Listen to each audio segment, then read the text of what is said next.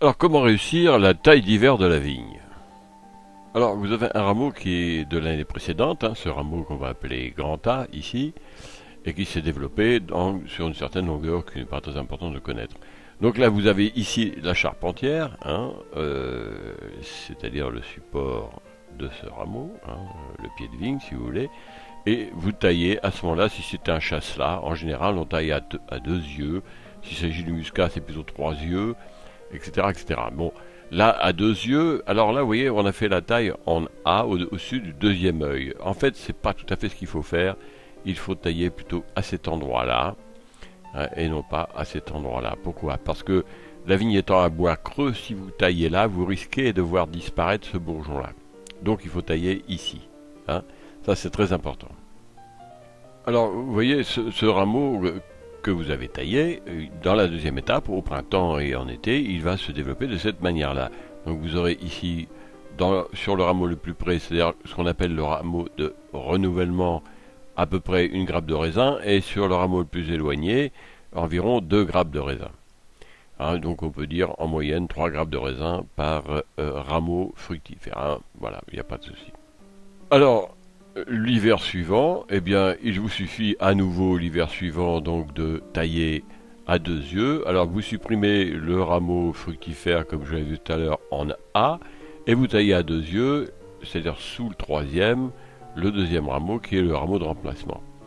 Et vous avez à ce moment-là effectivement encore deux petits bourgeons, hein, pour l'année suivante et ainsi de suite tous les ans. Vous voyez, c'est très facile de tailler la vigne, hein, ce qu'on appelle donc tout cet appareil fruitier, une coursonne. Hein. Donc vous n'avez absolument aucun problème, il faut bien visualiser la chose, et vous voyez, c'est pas compliqué du tout. Alors vous voyez, vous avez à nouveau l'été suivant, bien une grappe sur le bourgeon le plus proche de la charpentière, hein, une grappe ici, et vous avez deux grappes sur le rameau le plus éloigné, c'est-à-dire le rameau fructifère.